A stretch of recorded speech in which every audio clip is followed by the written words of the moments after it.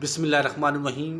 तमाम दोस्तों को अस्सलाम वालेकुम। आज का हमारा जो क्वेश्चन है बहुत ही इंपॉर्टेंट क्वेश्चन है इस्लामिक स्टडी के हवाले से। कुरान मजीद में जन्नत के फ़रिश्ते का क्या नाम है? तो कुरान मजीद में जो जन्नत का फ़रिश्ता है उसका क्या नाम है?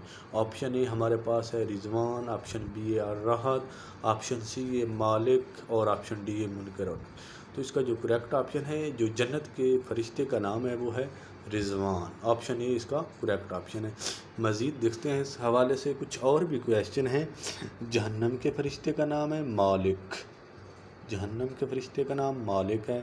उसके बाद इंसान के जो अमाल लिखने वाला है उसका नाम है किरामन कातिबीन, और जो कब्र में हिसाब किताब लेंगे उसका नाम है मुनकर और नकीर।